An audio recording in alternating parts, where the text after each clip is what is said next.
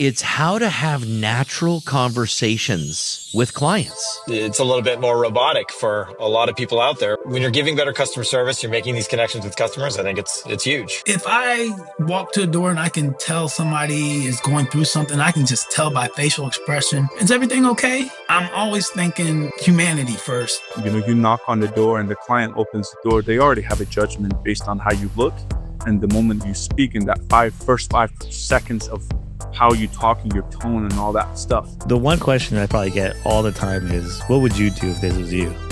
And so I feel like that's a trap question. You talk to people, you get how to interact with, you get how to human, you know what I mean? So I think that doesn't come as naturally to some people. And I didn't really realize that. I thought you just go into someone's house, you start chatting with them, you build a rapport. It's just what you do. But I think it's a little bit more robotic for a lot of people out there, which is a huge part of, why some guys perform better in this industry than others, right? You're going in, you're literally just looking at the job and you're tunnel visioned on the problem you're there for. And at the end of the day, that's what we're supposed to do, right? But when you're giving better customer service, you're making these connections with customers. I think it's huge, right? And that kind of makes a big difference. I love that. What did you say? You get how to human. Yeah. Is that what you get? That, it's a term that's such a cool quote. And when you have an interaction with somebody and it's just super awkward, you're like, what was that? That felt like I was dealing with like an AI bot or something, right? You just go, that person needs to learn how to human, right? Something you still say so. I love that. It reminds me of something that when I'm too active and moving all the time, my wife just tells me, Kevin, just be a human being rather than a human doing. She reminds me, just be there's no need to be a human doing. Just sit here and let's just be together. Yeah. So that's great. I love that. The reason that you're able to run this podcast is because you can interact with people, right? You build instant rapport. You're good at talking, right? Otherwise you wouldn't be doing this. So we should put you in some houses and see how you do. Well, let me assure you, Wolfgang, right out of the gate, before we even started this podcast and we started just chatting, it was so apparent that this is your gift. So it is what I love what you said. And this is another takeaway. It's how to have natural conversations with clients. Natural. And you think you learn that from all the reps you got working in a restaurant, working in a bar, working at a grocery store. Customer service definitely helped, right? Because you're just talking to people all day long, right? Yeah. So you need to devise a way to very quickly, right, build good rapport with somebody, right? And I think I've just kind of subconsciously developed these methods over time. And when I go to these trainings and talk to people like now with you, I start to realize this stuff. Oh, I do that, or I do this, and it's something that it does come naturally to me now, but it's stuff I've built up over time, I wouldn't say that if you would have, popped me in this trade 20 years ago as an electrician, if I'd necessarily be doing as well as I am now, because it's probably like life experience. Listen, I didn't become an electrician until I was 35. So I already had some good life experience, right? A lot of these guys start this when they're 18, 19, 20, 21. So, it's a little different. So I probably had a little step up from that, just with some wisdom and some life experience. So in addition to life experience, have you studied? I mean, obviously you went to this certain path. So you're going to educate yourself. Is there other things that you do or that you could suggest to young people that are getting into this trade, in particular on the sales and service side, that you would suggest that they get into? Is there anything that really helped you? So the first thing you need to know is your trade, right? So once you start getting into advanced trainings, sales trainings, that kind of thing, that's all great. But if you don't know what the product is you're selling, people don't want to buy it from you, right? So the first thing I focused on when I was an apprentice is I really focused on learning electrical, and not just, learning a couple codes or this or that, but trying to dive a little deeper in the theory of electricity, like how that stuff works, and then looking deeper into products, whatever it is, just learning everything about the trade, and then As soon as I hit an obstacle with a customer, oh, I need to learn more about that. I need to learn more about this. But to kind of more short form answer your question, yes, I did a lot of learning and continue to do so now.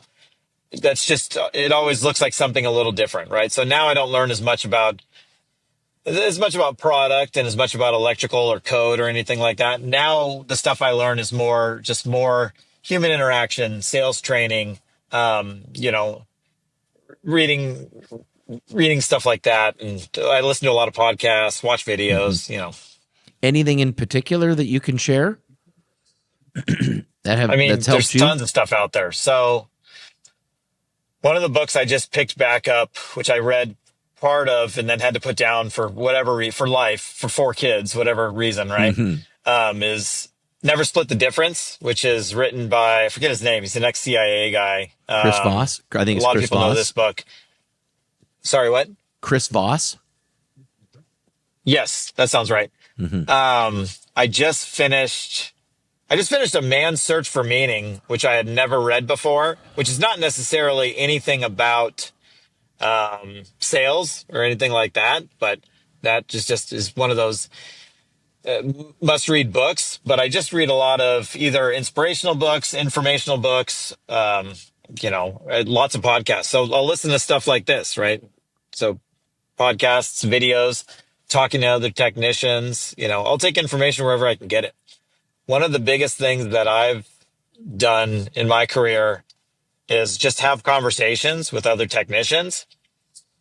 And they don't really know I'm doing it, but I'm listening to all the small stuff they say. Like, let's talk about a job. Like, how was your day? What kind of calls did you run? And as they're saying things, I'm picking up on things that they do in their calls that are fantastic. Or they give me ideas to do things that are great, and I do a lot of that. So like, ooh, I like this, I like that. Take it all, make it my own. I love that.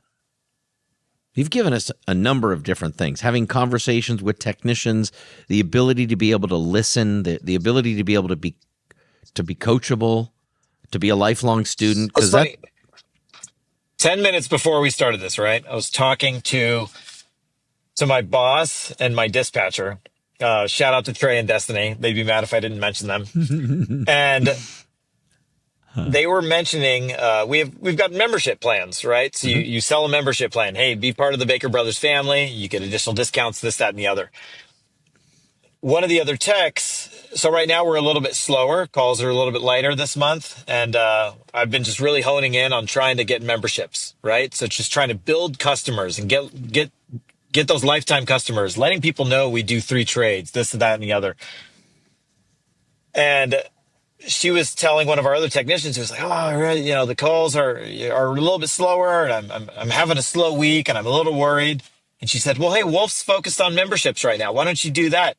And he goes, yeah, I don't know, because he's crushing it with memberships this month, and I don't really know, how he does it. And it's funny because I just talked to him 2 weeks ago, and he mentioned something that he did with a membership that I went, oh my gosh, that's brilliant. I've been using it the last 2 weeks. And last week I sold, I think, the most memberships I've ever sold in a week because of something he told me. And then he's the one saying, I don't know how Wolf does it. I'm like, you gave me the idea that I've been using the last 2 weeks, and he doesn't even know he said it, right? So, it's so just good. really, really honing in on that kind of thing. I want to talk real quick about your time that you spend in the home of the client.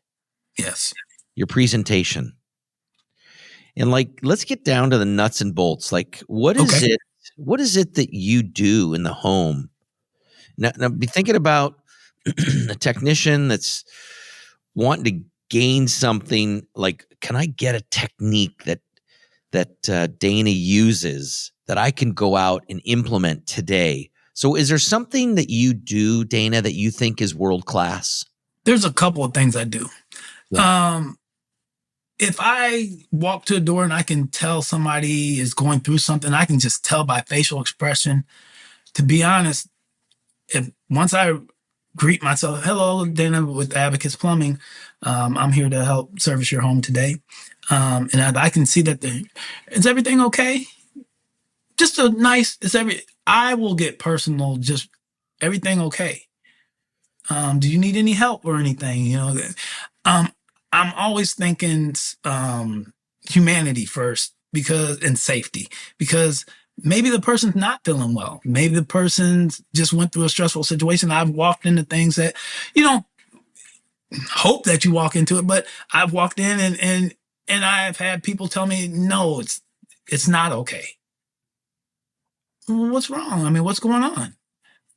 And me and my husband were going through a divorce, and the house is this, and this is going on, and blah, and you just hear the whole story. So now we're talking for about 30 minutes, 45 minutes before we've even talked about the problem, because it's going to be okay. Everything's okay. And you talk through things with people. And then you move forward, and make sure that they're okay. And then you give as much information as you have. Sometimes if you have someone that you speak to, like a psychologist, and you give stories and pass information, things of that nature. So be a hand. And then I normally will go into, once we've lightened up and everybody's had their little water and gotten the lumps out of the throat, then you can actually move forward and actually talk to the people and tell them what's really going on, or what the objective is. I understand that this is going on in your home. I'm going to go walk around, or you can walk around with me, and you get into the real eval of what's going on. But if I don't notice something's going on with the person, it's just everybody's fine. I normally will come in, and I am that open person. I'm going to walk in the door, and I probably will have a conversation with you about something in your yard, or something that I had just seen as I'm walking through the door once I've greeted myself. So I would say 9 out of every 10 people, I probably have at least a 15-minute to a 45-minute conversation before we've even talked about what's going on in their home. And I feel like it's important because I want that person to know who I am, and I want them to feel 100% comfortable and know how genuine I am and how transparent I'm going to be while I'm in your home. So if you've already, by the time you start going around the house and you've already built a rapport with a customer to the point where they really feel like they've known you for a year and you just walked in their home, that's a great vibe. And that's what I need. And that's what I was talking about earlier. I need that for myself, because I want the person to trust in me, to know I'm going to be transparent, that I'm going to take care of things in safety, need, and wants, in that order. No matter what I'm coming for, if there's a safety issue, I'm going to bring that to the forefront. Mm-hmm. I care about your life, care about your well-being. I've seen this be while I'm in there. If I see it, I'm going to bring it up. And then we're going to talk about the need, what you call this for, or any need I may see while I'm walking around that home. And most of the time I ask them if there's anything that I see that it's not right, would you like me to bring it to your attention before I walk off? Then that third thing is, before I really leave the home, I don't always worry about their want right then at that point in time. I'll get to the point where once I've walked the home and I've gotten into sitting at that kitchen table, talking to them about their needs, and talking about anything that's an emergency or a health issue. We'll talk about that. We'll talk about their need.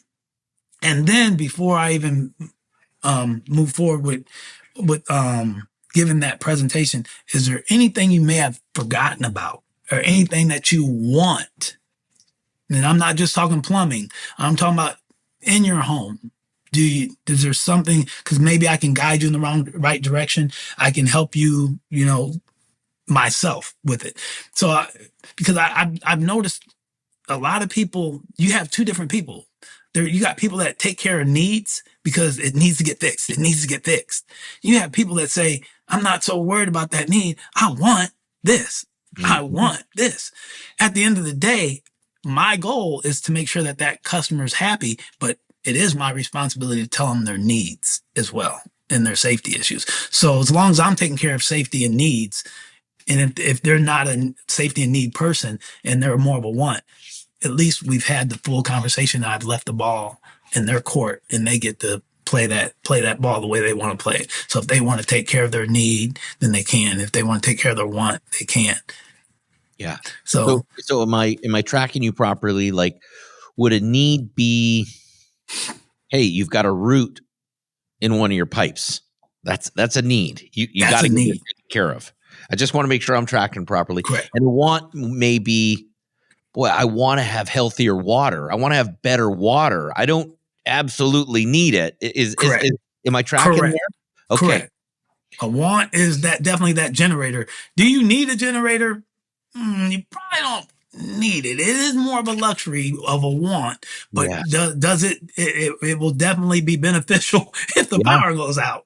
Yeah, and how do you bridge that? How do you, like, if a client has a need, are you talking about their need first, or are you talking about their want first? I'm normally talking about their need first. Okay. And if I understand the question correctly, how do I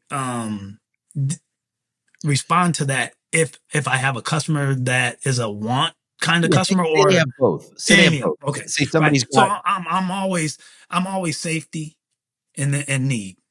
Because I'm definitely, I mean, to me, I have a license that says I'm going to take care of your safety. I'm think safety first. So that's what I'm supposed to do. Whether a customer knows that, hey, I smell gas in your attic, that has to get addressed. I can't, because she needs to flush her toilet, right, put that safety issue first. That safety issue has to come first. It can't be behind. Correct. Prioritize. Yeah. So with that being said, so I handle it in that order, and I take care of their need. And then I talk about wants. And some customers, and if you have them open personality people, you have your C's and your S, your I's, and you have your D personalities. Your D personality, I'll keep it real short with him. He doesn't want it. He wants just get her done. Yeah. And I understand that. There's a couple things we got to talk about real quick first, and then I'll go get her done. But because I got to make sure we're on the same page. But if you have people who like to speak, what you want 8 jets shooting at your body when you take a shower? We can make that happen, because there's a lot of people that they just want certain things, and especially people who have the means to get it. They do have a lot of want lists. But if you don't have the conversation, then you're never going to find out what their goals are, what they want to do. And that's just how I approach things with people. And I'm just transparent with them. I tell them straight up forward that I just want to know what you want, to make sure that when I leave the house, that I've made you the happiest that any other technician that's come to your house has. I want to be there for you. I want to be your technician. I don't want to help you today. I want to help you today, tomorrow, next month, next year, and until I'm not able to help anymore. So, well, Dana, your sincerity comes screaming through. I appreciate it. It is so genuine, and you've mentioned a couple things about the importance. You said right out of the gate, the truth will set you free, and what your mentors taught you. Yeah. You also said one of the things that I want, 2 things I want, is I want to be among the best, and I want to be trusted. And I think, my friend, you are living that every single day. And if a technician gets that message, wow, this is a 6-time GOAT Award winner team. Okay. A couple of the other things I want to just make sure, because I sometimes I wonder, I kind of think Dana might be a fish that doesn't see water. He doesn't even know how great he is. But some of the things I heard a couple things, and you said it, but there's other things I want to point out. You said I spend 15 to 45 minutes with the client, talking to them about something I noticed before I even get into any need or want situation. That's what you said. Yes. What I also heard, though, Dana, is the way that you do it. How you changed your voice inflection, your inflection, is what I want everybody to take from this. You lowered your voice when you walked up to that house and you sensed something was going on with the client. And you said, hey, what's going on? I don't even know if you did that. No. Your voice changed. You've got such a natural tendency to modify and adjust and show that humanity that you're after. So you're after humanity, you're after safety, my friend. It comes through in the way that you talk to clients, in the way that you genuinely care about clients. That's what I got, brother. That's what I got. I didn't notice it so much, but I mean, I guess that is me. I You're mean, a fish I'd have that to get out of doesn't my see skin and look water. out from the outside in to understand it. But I guess that you described it for me.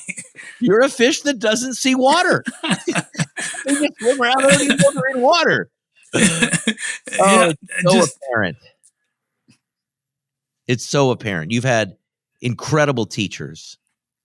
You've had incredible mentors. And most importantly, you've absorbed it. You've been able to humble yourself in areas, especially as a technician. That's not always easy to do. It's not. We got egos. We do. The egos are what make us successful. They do. Thank God we have them. I call it a will to succeed. Everybody has to have a will to succeed. You have to set it aside, though. Clearly, you've done that. I don't know if I'd be saying this to you if I was in my 20s or 30s, but now that I've hit them 40s and 50s, it's a lot different. But I never strayed off. But I'd be lying if I didn't say if I wasn't in my middle age now, I see it differently. I think it makes it easier. Let me ask a question about earning trust. You said that's one of the things that you knew that you needed to learn how to do. Absolutely. Communication things. How did you go about? How did you go about learning that? And how do you go about earning a client's trust? A lot of it is more reading books and researching, but at the same time, when I would be able to put myself in that position as a client's position, I always looked at it and go, how would someone want to make a decision based on someone else's recommendation? I mean, we always tend to, we know where, you knock on the door and the client opens the door. They already have a judgment based on how you look. And the moment you speak in that first 5 seconds of how you talk and your tone and all that stuff. But but what comes right after it is the ability to be able to earn that trust and do it in an efficient way. And so when you're able, and this is what I preach to, all my guys, where I tell them, I say, trust is a huge, huge deal. When you're able to, it's the foundation of the call. If your foundation is not good at a house that you're building, doesn't matter how well you do it. Doesn't matter. You could build the best house ever, but if the foundation is not right, it will crumble. And so same thing with the trust. I see trust as it being as the foundation of that relationship. And every client that I go to, I believe that you're building a relationship with with each other. So trust is a huge, huge factor to me. Yeah. Yes. Hey, Faran, that's so relevant for anyone who goes in a client's home because you're going in their home, and you said earning trust efficiently. Tell me why efficiency matters. Because it matters, well, in the sense of you only have in front of a client a spotlight, a time where the video, was it that show on TV, Who Wants to Be a Millionaire? Where they ask you a question and then all of a sudden the spotlight comes on you and it's like boom, boom, boom, like, okay, now answer it kind of thing. I looked at it in the sense of there's a time that you're giving, and it's a gift from the client. that is given to you. And that time that you're given is the time where you need to be able to earn that trust. So it's a specific amount. Now, there are times where trust comes in on what you do after, as well too. So it builds on that trust. And so sometimes it's unfortunately it could be it starts on a negative note, and then what you do on, with that can build even more trust. But it goes back to having a relationship. No relationship is always sweet. There's sour sometimes to it, but how you overcome those can make that relationship stronger. So I see that where, to be efficient is to be able to have that, to create that relationship in a timely manner where they could understand that their time is not being wasted. Yeah, that's great. That's great. And I think I heard that you said, even coming down to the appearance, it sounds like there are some very simple things we have to do right when we show up at the door to make sure we're earning that trust in the right time frame. Can you tell me a little bit about that? I mean, there's definitely, we all know, like, our presence is a lot. Like, we've heard of it where you meet a new person.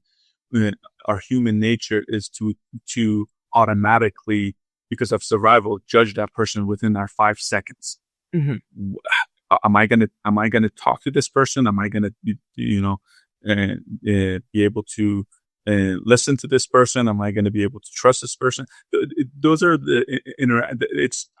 I don't know how we do it, but it's that human nature in us that we able to say, hey, this is safe. This environment is safe for us to be in with this person. And, this person. So it's the appearance is, if I come in there and, my shirt is half tucked in and it looks like there's a big stain on my shirt, and I'm not, prepared to even take care of myself. So therefore, what I'm asking for a client that I'm going to take care of, it doesn't set a pretty big picture. So, part of it has to do with, when you present yourself in a professional, manner. And I see myself, a lot of, there are friends of mine where you go, you talk about, hey, a plumber and this and that.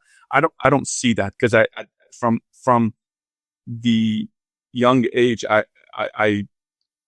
learned that a plumbing trade is something where, I honestly see it as equivalent to being a professional doctor. Like, that's how I see it. I don't view myself anything less, because at the same time that the doctor can help a patient, we are helping the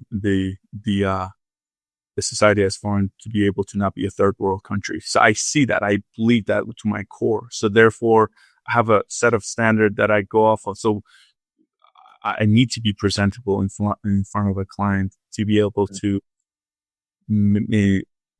put them at ease when they see me. That's great. In a lot of cases, in most cases, you're making more than that doctor too. God bless America, right? It's a great country we live in. You probably know that because you're running a lot of the credit on some of those doctors, right? Yeah. It's a beautiful thing. The trades are so beautiful because of that. But I think the mindset that you talked about, and knowing that, hey, I am a professional. I am here. I'm the plumbing doctor. Whatever it is so critical and so important to have. Share a little bit more about that. The mindset that you have as the professional.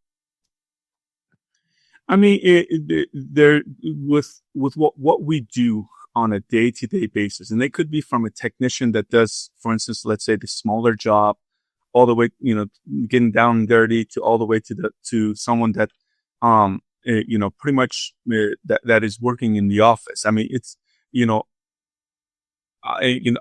one thing I learned from Plumline, and our president Bob Logan, he talks about it all the time. It's that I believe in, and this is a relay race, right? with what we're in, it's a relay race. No other person is better than the other before. So if from picking up the phone all the way to the person that's in front of the client, to the person that pretty much leaves the client's house, to all the way to the accounting is as important as the next. I mean, I don't see it to be one important than the other. So the professionalism, I think, it starts from the beginning, because if one person messes up in the relay race, it doesn't really. You got to do a lot more, or it's going to make it hard for that race to be won. To be able to, So the professionalism, I think, starts over the phone, and at the same time. But the most important part is obviously the client is going to see you, is going to see that the technician, and then at that point, the image that they have painted in their mind of, okay, the person that picked up the phone, how they answered it, how they took care of me, and now this technician that's in front of me, and how they're going to complete the process. That is something where I believe that that's what professionalism is. Following process to be able to do that. There's process involved, and if you follow those processes continuously, you're going to get better at it. You're going to perfect it, and so once you do that, it becomes second nature to you. So then, it automatically, it's the confident level. It's going to go high to the point that you're not even calling it trying. You're just doing it because that's who you are. Putting this, taking care of the client. That's who you are, because you've done it so long. So you mentioned something earlier around reading books and developing yourself, and I thought specifically you were mentioning like communication skills. Like, hey, I got the trade down. I need to get this communication skill thing down. Share what are some of the things you do in the area of self-development and just keeping the saw sharp? What are you doing in that area? So whenever I drive, I'm not listening to music. The only time I listen to music is when I have my wife and kids in the car. Because I think they won't be very happy with me if I'm listening to other things. But I when I'm by myself, I don't listen to music. I'm listening to motivation speaking videos. I'm listening to podcasts. I'm listening to different ways where brain is a muscle, so it needs to be worked out consistently. And so I want to continuously be able to challenge myself and learn new ways of thinking. Pretty much ways of doing things. That's very very important to me. So it sounds like you're constantly feeding your mind with good, healthy things rather than music or listening to the news. Faran's pumping some good, healthy. I don't want to put words in your mouth, but this to me is like, I want to get to the crux to this. Like, what advice would you have for a young technician out there that is new into the trade and maybe is listening to sports talk radio all the time? Well, there's a saying that I have a notepad or a sticker on my dashboard that I read every day, that I have that basically it states you can't have a new reality with old mentality. And so it's one of those where you consistently have to be able to learn new ways of doing it, because you might perfect a process and mindset that you have, but your surrounding changes, and you need to consistently make yourself better. So that's part of it, where I'm continuously be able to learn and educate myself.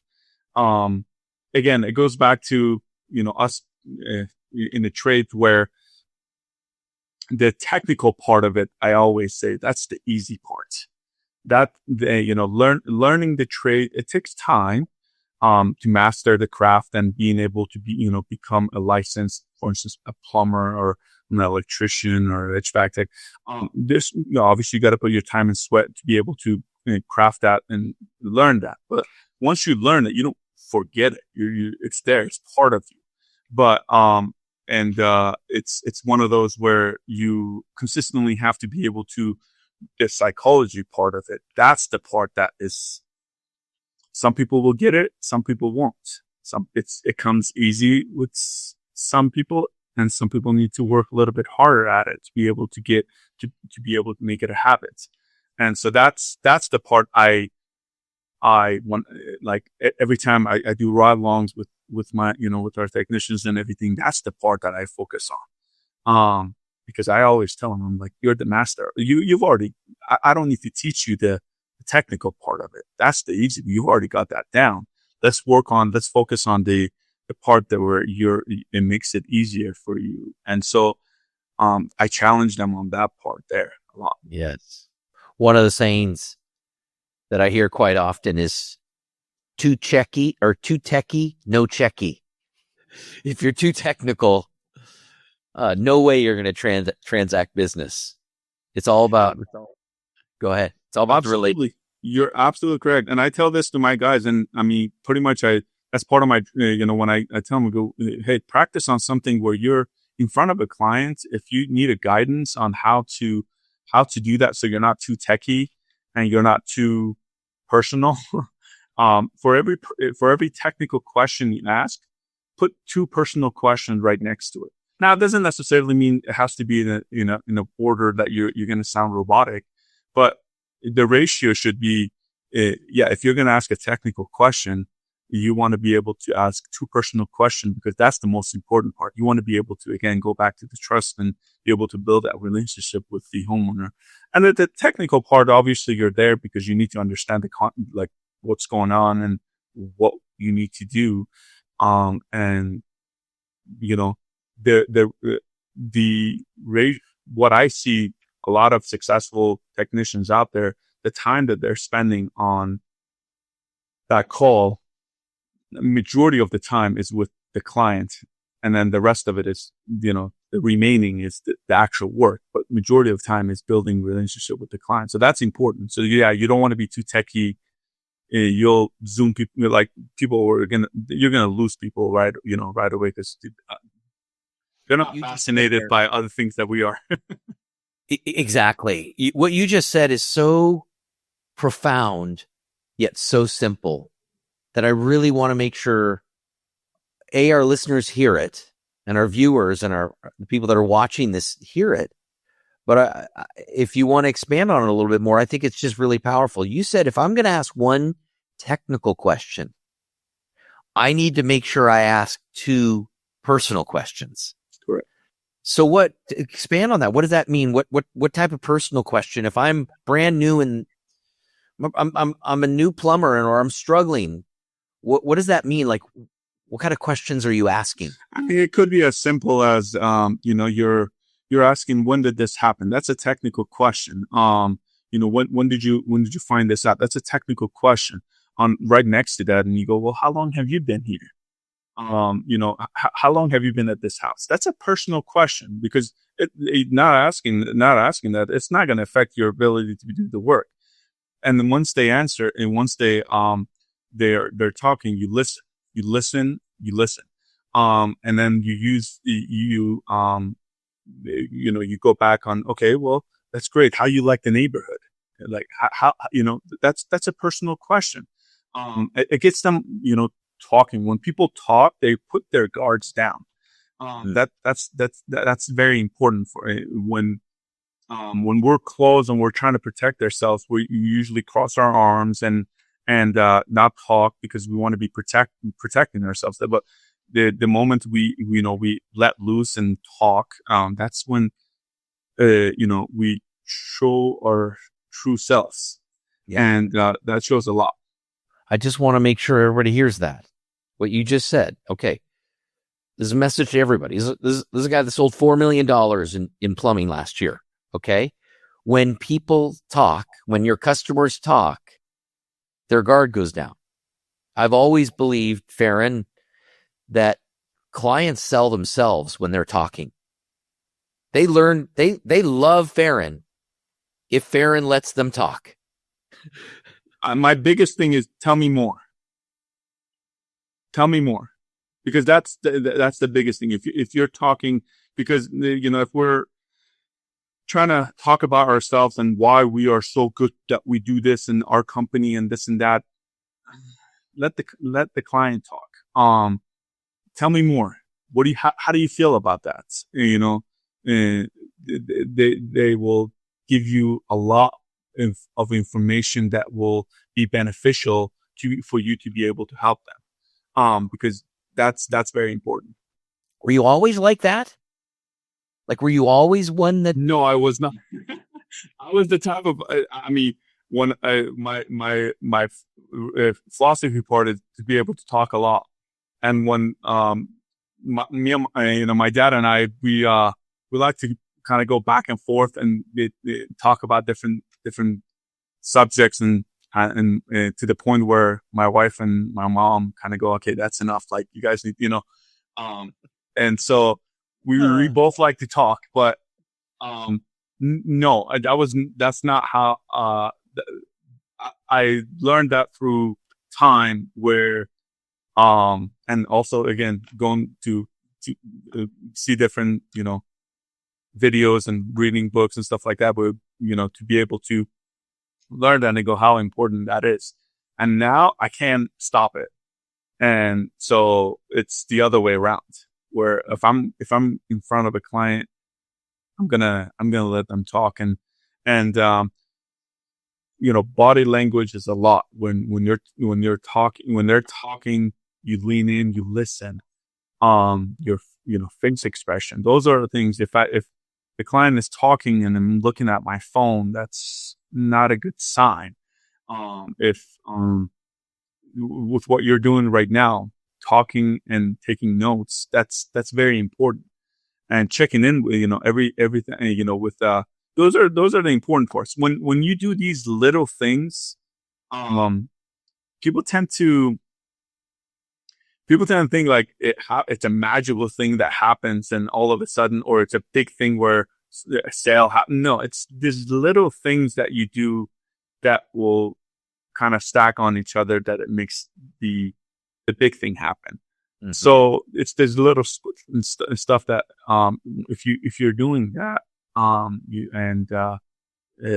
the table that you're sitting down, it's very important to be able to learn that.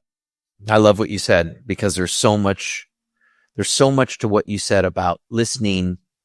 I love that you said leaning in. I love when you said the facial expressions, all those things, those little things, like you said, make such a big difference. The one question that I probably get all the time is, what would you do if this was you? And so I feel like that's a trap question right away. So okay, I want everybody to hear this. Yeah. It's a trap question. Yeah. It maybe when I was my first year, I'd be like, oh, replace it. Just jump in the gun. What I actually respond with back to them is, what's your goal for this particular home? What are you going to be here for the next couple of years? Are you going to be here for 2 years? Are you moving? Are you going to be here forever? Is going to be your kids' home in the future? And so once they tell me that, I go based off what you're telling me that, you plan on being here for a long time. This is something that you're probably maybe want to look at the option of replacing it, just so, your future kids that are going to move in here, or anybody else, or you're going to be comfortable for however long we're going to be here for. We make sure that you have no more headaches. It's something that you don't have to worry about again. And so once I respond with that, it's more like we're looking at what is the best for you. And that's makes them at ease, because I'm saying, if we're going to if you're going to be here less than 2 years, let's just fix it. Let's just go ahead and take care of it now. You're not going to be here in 2 years. If you're going to be here longer than that, let's get something done permanently for the long term, and get that done for you too. So I feel like when I tell the clients that, then they're at ease. Mm-hmm. But once they agree to, let's have someone come out here, and get some, the comfort advisor out here to look at better results for replacing. I let them know about what's going to happen in the conversation before they even ask. Before you mean the conversation with the person in the office? Yeah. So I let them, hey, we're going to call it in. They're going to let you know the how long the duration of the appointment is going to be, what the whole visit consists of. They're going to let you know that they want to have you and your wife available, or wife and husband available. So I was like, we should look at, today if you're available, or if today is not available, let's look at the calendar before we call, so then we can have like a smooth conversation with them, let you know exactly what's going to happen. And so I kind of prepped them for the call, which is huge. Yeah, because sometimes people feel, well, why are you asking me about the sole owner? Right. So I don't want that to be, in the conversation and make the person from sales coordination. Yeah. I don't want them to feel like stuck because they're like, oh, why are you asking me that question? So I want to get all of that taken care of before we even make the phone call. Boy, that's huge. That's powerful. Mm-hmm. I hope every technician hears that. I've told all the guys in Livermore. Yeah. Now everybody else knows. Yeah. And that's beautiful is prep the client for what they're going to get when you call into sales lead coordination, because sales lead coordination, they have a qualification process. Mm-hmm. They qualify it and make sure this is a legitimate appointment that they're going to be sending the comfort advisor out to, because the comfort advisors have a limited amount of time as well. Mm-hmm. And they want to make sure the comfort advisors are going out to take care of people that are serious about getting something done. Mm-hmm. Do you ever talk about that with the client? Oh, yeah. What I would tell them is that, hey, so we I feel like I get the vibe from the kind of what direction they want to go is. Yeah. And I'll never sign a comfort advisor in there just for no reason. Right. There's always going to be a need and things like that. But going back to the SLC phone call, the 60, 90 minutes, I don't think really people kind of like, oh, they might say, oh, that's a long time. Sometimes I was thinking it's not going to take that long. Right. But the one question that some people get a little bit irritated with is, are you the sole homeowner? Because they're like, I can take care of this myself, or things like that. So that's the one I for surely let them know, like, hey, they just ask everyone that just because we want to make sure that you're comfortable. And I remember Ray telling us, hey, maybe the husband's qualified for the equipment, that you want to do this, but what about if we have to paint something? Or what if we have to take something down? And so I remember Ray telling us that, you want to let them know, like, there's going to be some things moving, maybe some furniture, and that's where the wife might be involved. And that's why I even use that, and I let them know, like, we might be moving things, and I know you feel comfortable knowing that what kind of system you want, things like that, but is your wife going to feel comfortable that we have to move all their clothes out the closet and things like that? So that's why we want her involved too. And then they mostly go, yeah, that makes more sense. Mm-hmm. Yeah. Mm-hmm. That's great. Just so that they're confident. That's great. You mentioned earlier that let's just say did I get clarity on how you bridge that conversation? You've got a client that's interested. How do you get to the phone call? Okay. Like what is it that you do to because to me, I think this is where the rubber meets the road. Yeah. You've built this rapport. Pretend like I'm a client, and you've been, and let's just go right into roll. How do you bridge it with me to say, hey, shall we have somebody come out and talk to you about placement? What do you so there? I let them know, like, for example, I'd be like, hey, Kevin, remember earlier in the day you told me that your house, it warms up pretty quickly, but you feel like it doesn't stay hot for a long time, that your heater keeps from running and things like that. Yes. So what I did was go upstairs, I checked your insulation, and do you know how insulation works? I don't know how it works. So you have this amount of insulation. The best way I like to let people know is, you've had a cup of coffee before? Mm-hmm. Have you had a cup of coffee in a paper cup? Yes. Okay. How long does it stay hot for in that paper cup? A short period of time. Okay. Now, if we took that coffee and we put that in a Yeti, how much longer will that coffee stay hot for? A lot longer. Okay. That's how your insulation is up there. But your house is more like the paper cup than the Yeti. I see. And so if we want to go ahead and I make sure that was something you wanted to take care of, I can have my comfort advisor come out, and we can do a couple options. We can do where we can go ahead and add more to you up there, or we can go ahead and do some other options where we can get rid of everything, kind of clean it all out. He'll go into more detail about exactly what options consist of both, but there are plenty of options we can do for you about your installation today. Mm-hmm. And once we can go ahead and get that taken care of for you, because I know you let me know before that's your main goal for today's appointment. Mm-hmm. Okay.